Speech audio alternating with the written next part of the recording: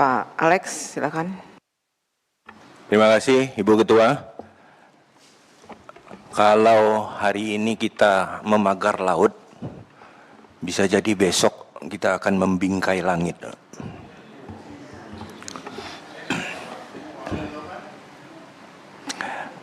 Forum rapat yang terhormat hari ini kita adakan, tujuannya adalah untuk menjawab sedemikian banyak pertanyaan di masyarakat. Forum rapat yang terhormat hari ini untuk memperjelas apa yang kemudian menjadi perdebatan di tengah masyarakat.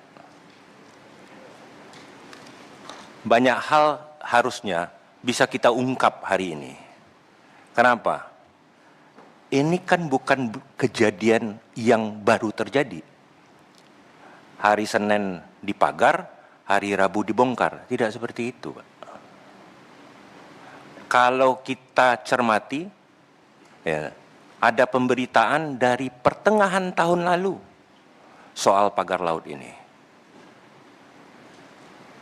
Di Desember heboh, ribut, kan begitu. Yang tahu-tahu kemudian panjangnya, nah ini izin saya kutip dari Ibu Ketua, setengah tol Jagorawi.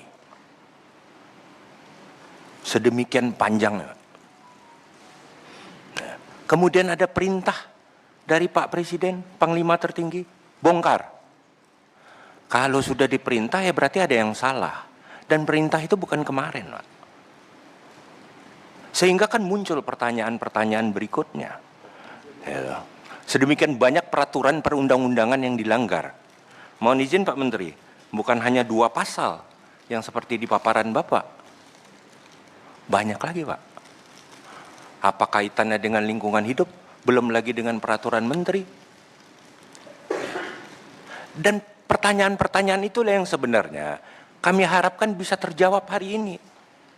Karena inilah forum untuk pertanggungjawaban kami terhadap publik, terhadap konstituen kami.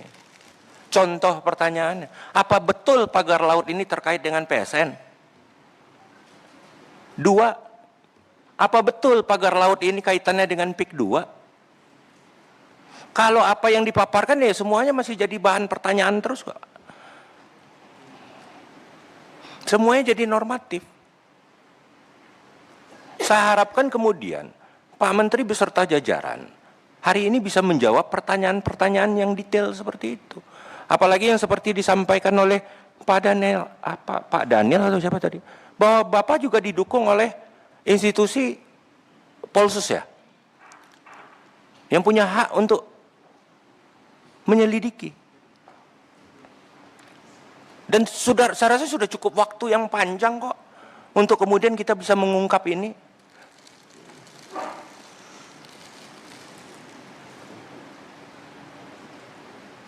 Jadi saya harap forum ini bisa atau mungkin Pak Menteri. Karena tadi semuanya bersepakat ada koordinasi mungkin yang terhambat atau apa. Maka Dewan Perwakilan Rakyat ini bisa memfasilitasi. Apakah kemudian dalam bentuk panja atau dalam bentuk pansus. Kalau memang itu yang kita butuhkan. Hakikatnya adalah kita ingin kemudian ini diungkap seterangnya, sedetailnya. Siapa sih yang bertanggung jawab? Bukan hanya soal pembongkaran, Pak. Kita bukan bongkar pasang kok.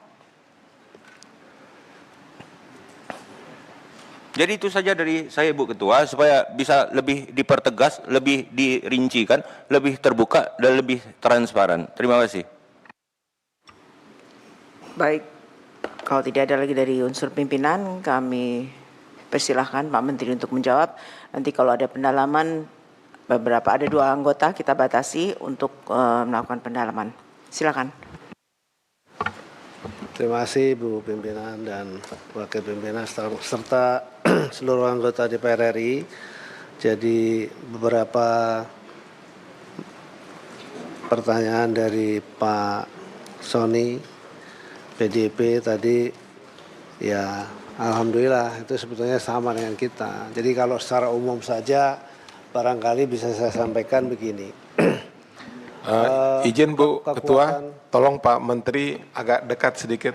kayak kurang energi gitu loh, mau ngomongnya. Belum sarapan, Pak. Siap.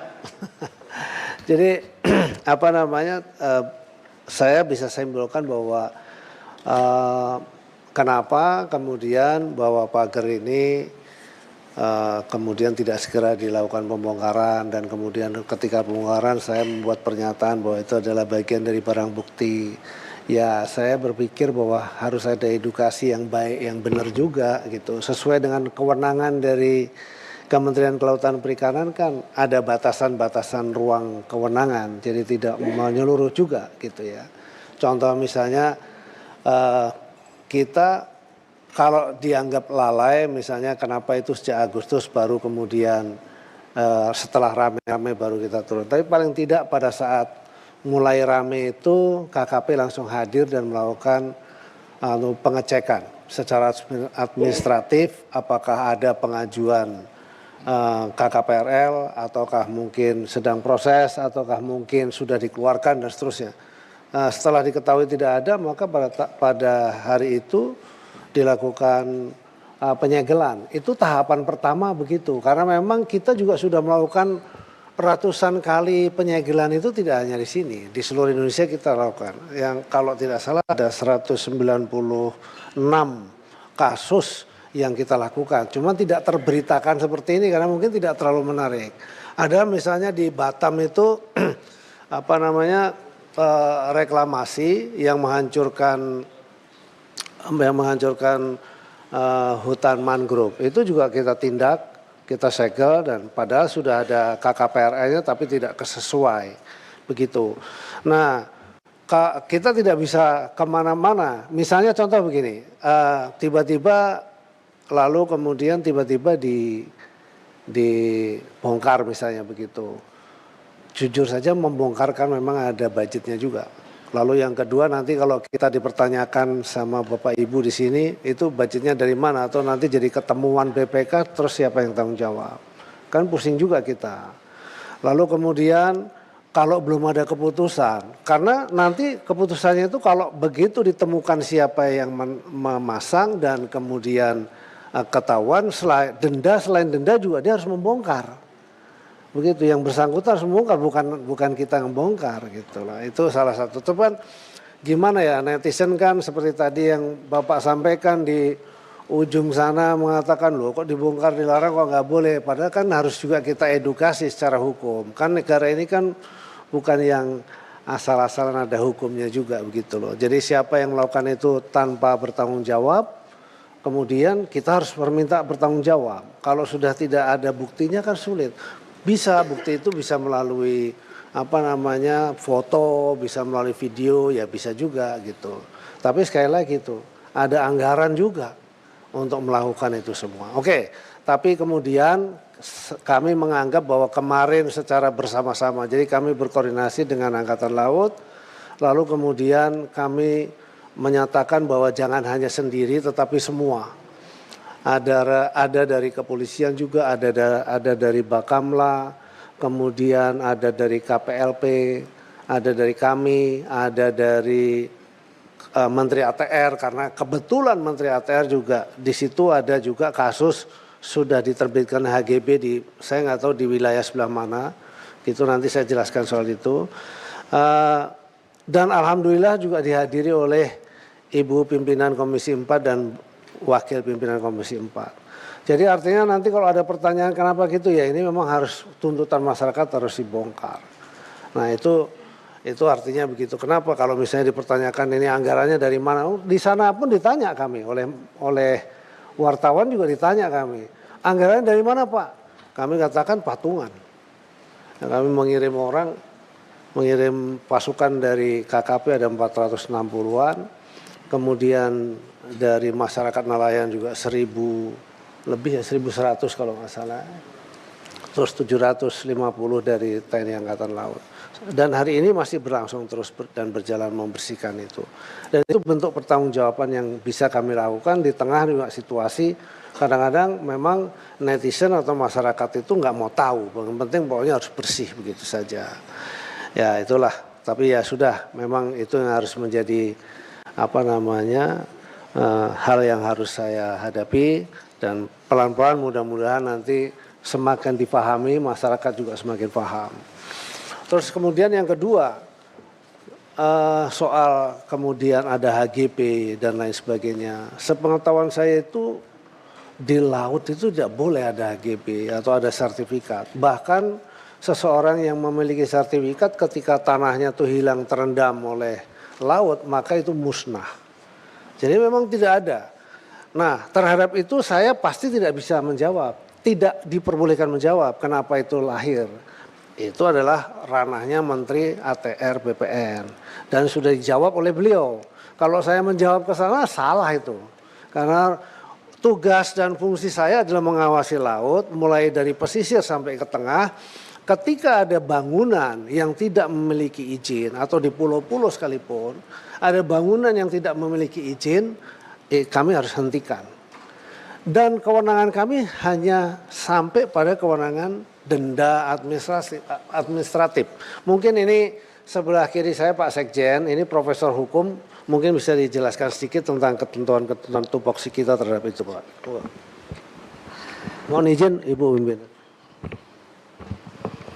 Bismillahirrahmanirrahim. Assalamualaikum warahmatullahi wabarakatuh. Selamat siang dan salam sejahtera untuk kita semua. Yang terhormat Bu Ketua Komisi 4, para pimpinan dan para anggota Komisi 4 yang saya muliakan. Saya mohon izin untuk menambahkan apa yang sudah disampaikan oleh Pak Menteri, supaya apa yang menjadi diskusi kita pada siang hari ini semakin jelas. Perlu kami laporkan bahwa kewenangan KKP terkait dengan kelautan berbeda dengan kewenangan KKP yang terkait dengan perikanan. Kalau perikanan, KKP itu mempunyai kewenangan sebagai PPNS perikanan, sehingga punya kewenangan melakukan upaya paksa terkait dengan pemanggilan, terkait dengan penangkapan, penahanan, sita, geledah, dan kemudian pemberkasan. Sedangkan KKP kewenangannya terkait dengan pelanggaran kelautan, terkait dengan kelautan, khususnya tentang pengelolaan ruang laut, itu hanya mempunyai kewenangan kepolisian khusus yang sifatnya kewenangan sangat terbatas dan non-justisial, sehingga hanya bisa menentukan siapa pelaku untuk penentuan denda administratif. Berbeda dengan PPNS, kewenangan PPNS khususnya untuk perikanan. Tapi untuk kelautan sendiri, di Undang-Undang Kelautan itu tidak ada menentukan penyidikan terhadap undang-undang yang terjadi di kelautan. Tidak juga diatur tentang siapa yang berwenang melakukan penyidikan. Oleh karena itu sebenarnya tujuan kami itu melakukan pemeriksaan bukan melakukan proses lidik-sidik, tapi pemeriksaan dalam rangka menegakkan peraturan Menteri Kelautan dan Perikanan terkait dengan pelanggaran pengelolaan terhadap ruang laut. Apabila memang nantinya harapannya kuat sekali kepada KKP untuk bisa melakukan tindak pemeriksaan ulangi lidik-sidik terkait dengan tindak pidana di bidang kelautan, itu memang perlu ada penguatan dan ada legitimasi kami dalam Undang-Undang Kelautan. Nanti mohon dibaca kembali untuk Undang-Undang Kelautan itu memang tidak ada tentang kewenangan penyidikan dan siapa penyidiknya. Dan terkait dengan situasi kita yang alami saat ini, memang untuk upaya paksa dan menentukan siapa nanti pelakunya kami bisa, tetapi hanya sekedar terbatas terkait dengan nantinya akan menentukan siapa pelakunya dan menentukan berapa denda administrasi yang akan ditetapkan. Dan nanti kami akan coba untuk koordinasi dengan aparat penegak hukum yang lain, jangan sampai nanti KKP terlalu ke depan menjadi salah, menjadi obskur semuanya, dan ini akan menjadi beban terhadap KKP sendiri. Oleh karena itu kami selalu hati-hati dalam menentukan langkah, dan nanti semoga ke depan kami bisa melakukan koordinasi yang baik dengan aparat penegak hukum yang lain.